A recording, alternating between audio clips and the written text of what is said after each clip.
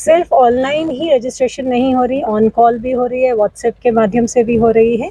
तो different platforms में हम यात्रा के रजिस्ट्रेशन कर रहे हैं जिससे लोगों को ये सुविधा हो।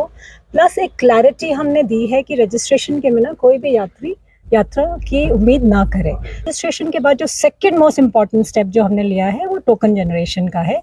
जो भी यात्री धाम तक पहुंचेगा उसको एक टोकन और एक स्लॉट दिया जाएगा। जैसे धाम में जो मैनेजमेंट होगा, जो एडमिनिस्ट्रेशन कर रहा है, डिस्ट्रिक्ट एडमिनिस्ट्रेशन, उसके साथ साथ ये जो यात्री मित्र हैं वो यात्रा को, लाइन को, टोकन सिस्टम को सुचारू रूप से चलाने में मदद करेंगे। तो वो नमस्कार, मैं हूं सुनीत चौधरी और आप देख रहे हैं पहाड़ी सफरनामा। केदारनाथ यात्रा प्रारंभ होने जा रही है 25 अप्रैल से।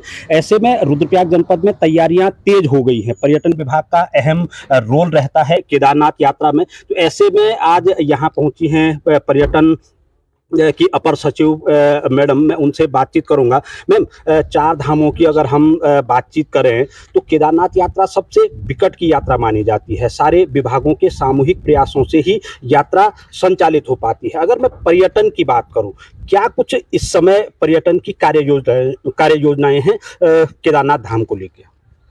धन्यवाद। सबसे पहले मैं यही कहूँगी कि जो चार धाम की यात्रा है वो सिर्फ पर्यटन डिपार्टमेंट नहीं है। हम उस यात्रा को कराते हैं, लेकिन जो सबसे इम्पोर्टेंट रोल है वो डिस्ट्रिक्ट एडमिनिस्ट्रेशन का है। तो हम पूरी जो यात्रा जो करा रहे हैं वो एक टीम के माध्यम से करा रहे हैं। पर्यटन का जो इम्पोर्टेंट रोल है इसमें वो रजिस्ट्रेशन का है। तो आपने सुना ही होगा, इस बार हम मैंडेट कर रहे हैं कि चार धाम में जो भी यात्री आए वो एक रजिस्ट्रेशन कराए। उस रजिस्ट्रेशन सिस्टम में हम इंश्योर करें कि जो यात्री रजिस्टर्ड है उसका वेरिफिकेशन होगा।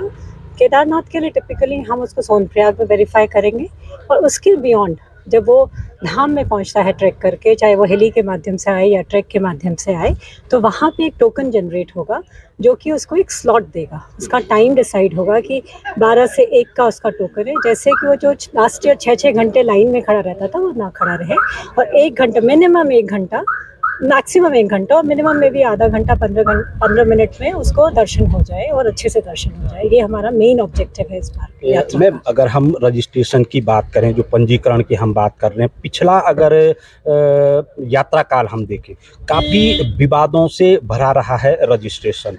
उसमें उससे अनुभव लेते हुए इस समय क्या कुछ नया रहेगा, क्योंकि तमाम फर्जीवाड़े उसमें देखने को मिले। अब अगर हम लास्ट ईयर की यात्रा की बात हम करें तो ये कोविड के बाद की यात्रा थी, और काफ़ी जो यात्रियों की संख्या थी वो बहुत ज़्यादा थी। आई थिंक अनप्रेसिडेंटेड था अब किसी भी चार धाम यात्रा की हिस्ट्री में। उससे हमने काफ़ी सीख ली है। तो इस बार जो यात्रा की रजिस्ट्रेशन है वो बहुत पहले शुरू कर दी गई।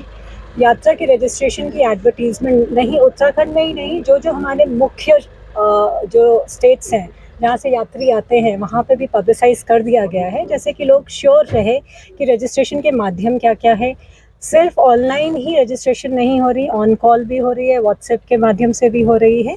तो डिफरेंट प्लेटफॉर्म्स में हम यात्रा के रजिस्ट्रेशन कर रहे हैं जिससे लोगों को ये सुविधा हो। प्लस एक क्लैरिटी हमने दी है कि रजिस्ट्रेशन के बिना कोई भी यात्री यात्रा की उम्मीद ना करें।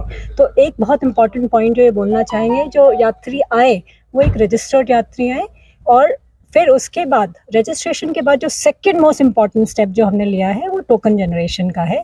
जो भी यात्री धाम तक पहुंचेगा उसको एक टोकन और एक स्लॉट दिया जाएगा। जैसे कि जो भी यात्री जब पहुंचते हैं, लास्ट ईयर के अनुभव के हिसाब से जब एक टाइम पे 30,000 लोग केदारनाथ धाम पहुंचे तो लोगों ने 2-2 सेकंड की भी उनको दर्शन नहीं हुए, या बहुत लोगों ने उस लाइन में खड़े 6 घंटे खड़े होने के बाद डिसाइड किया कि अब मैं दर्शन नहीं करना चाहता हूँ। इस तरह की सिचुएशंस अराइज ना हो। मैम, अक्सर ये हो जाता है क्योंकि पूरे भारतवर्ष के दूर दराज से श्रद्धालु भक्त यहाँ पे आते हैं। कहीं पे इंटरनेट की सुविधा नहीं रहती है, कहीं पे जानकारियाँ नहीं रहती हैं। ऐसे में श्रद्धालु दूर दराज से यहाँ तो पहुँच जाते हैं। उस स्थिति में क्या वो श्रद्धालु केदारनाथ जी के दर्शन कर पाएंगे? बिल्कुल कर पाएंगे। हमारा जो ऋषिकेश जहाँ से यात्रा शुरू होती है वहाँ पे मैनुअल काउंटर्स भी हैं। वहाँ पे जो लोग, जिस तरह की आप बात कर रहे हैं, आजकल क्योंकि बहुत दूर दराज से जो लोग आते हैं जनरली ट्रैवल एजेंट के थ्रू आते हैं, तो हमने ये कोशिश भी की है कि उन ट्रैवल एजेंट्स जो हमारे पास डेटा लास्ट ईयर का है, उन ट्रैवल एजेंट से भी हमने कनेक्ट किया है और उनको ये बताया है कि आप किस माध्यम से रजिस्टर कर सकते हैं।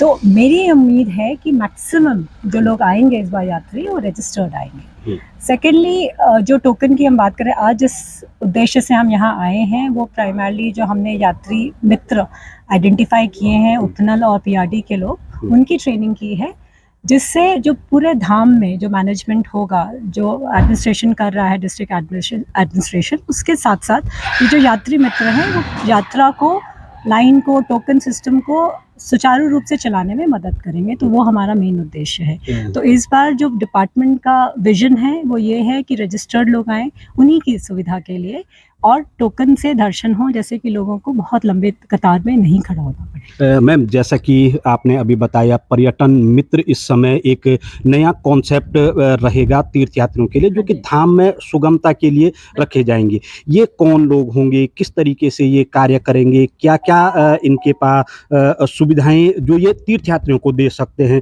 क्योंकि कई बार हमारे पास लैंग्वेज की प्रॉब्लमें भी आती हैं धाम में। हाँ जी। जो हमने इस बार धाम, हर एक धाम के लिए आइडेंटिफाई किए हैं, पहला जो हमारा ऑब्जेक्टिव था कि हम उपनल के कर्मी को लें, उसके बाद जो गैप रह जाएगा वो हम पीआरडी से ले रहे हैं। उनको एक राउंड ऑफ ट्रेनिंग हमारे डीटीडीओ ने पहले ही करा लिया था, आज सेकेंड राउंड ऑफ ओरिएंटेशन था, और उसके बाद जब धाम शुरू होंगे, जब यात्रा शुरू होगी, उस वक्त फिर से एक री ओरिएंटेशन होगा। लैंग्वेज बैरियर डेफिनेटली हम कोशिश कर रहे हैं आइडेंटिफाई करने की, कोई ऐसे लोग हों जो अदर लैंग्वेज से भी वेल वर्स्ड हो, वो एक लिस्ट बनाने की कोशिश कर रहे हैं। जैसे हम जो लोग जो हिंदी भाषा नहीं समझते या इंग्लिश नहीं समझते, उनसे भी हम इंटरेक्ट कर सके, कोशिश है ये। बट अभी ऐसा कोई सूची नहीं बनी है कि हाँ हमारे पास लिस्ट है कि ये दूसरी लैंग्वेज बोलते हैं, but yes that is also, हमने क्राइटेरिया बनाया है कि अगर इस तरह के भी हमें लोग मिल जाएंगे तो बहुत सुविधा रहेगी।